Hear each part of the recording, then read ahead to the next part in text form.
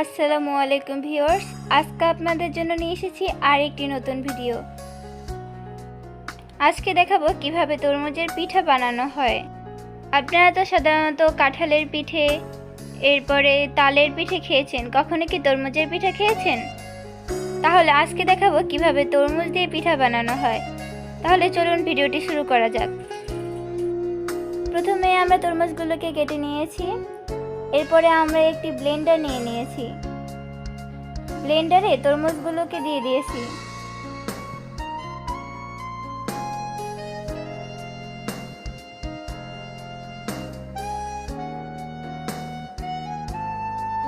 এরপর তরমুজগুলোকে ব্লেন্ড করে নিয়েছি।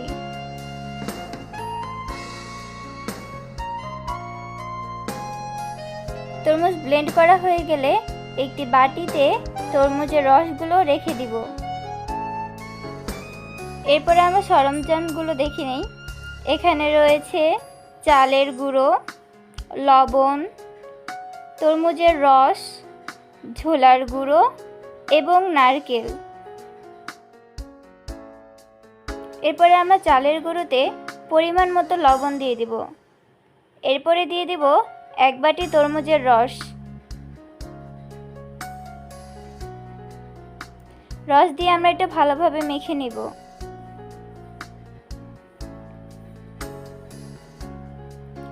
এরপরে আমরা নারকেলগুলো দিয়ে দিব। নারকেলগুলো দিয়ে আমরা আরেকটু ভালোভাবে মেখে নিব। এরপরে আমরা 1 বাটি ছোলার গুড় দিয়ে দিব। ছোলার গুড় দিয়ে আবারও ভালো করে মেখে নিব।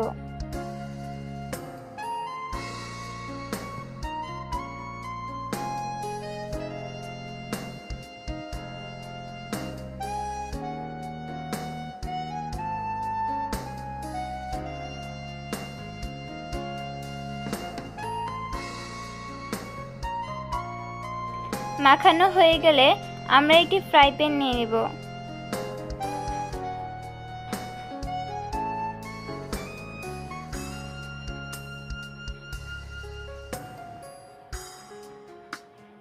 ফ্রাই প্যানটি গরম হয়ে গেলে আমরা তাতে তেল দিয়ে দিব। তেলটি গরম হয়ে গেলে আমরা তাতে মাখানো বেটারগুলো দিয়ে দিব।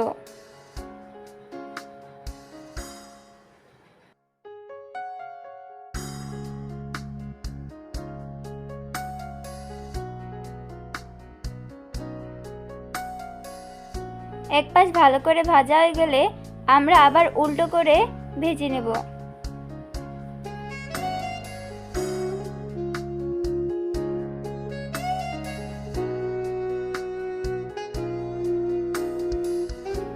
পিঠাগুলো বাদামি রঙের হয়ে গেলে আমরা নামিয়ে নেব।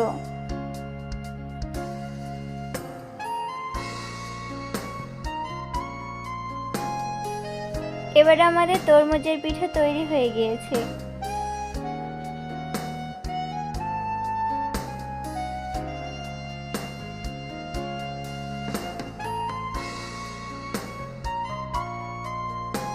আপনারাই দেখুন পিঠাগুলো কত সুন্দর হয়েছে। আপনাদের সুবিধার্থে আমি মাঝখানটা ভেঙে দেখাচ্ছি। পিঠাগুলো খেতে খুবই মজাদার। আপনারা অবশ্যই বাসায় ট্রাই করে দেখবেন। ভিডিওটি ভালো লাগলে বেশি বেশি লাইক, কমেন্ট এবং সাবস্ক্রাইব করবেন। আল্লাহ হাফেজ।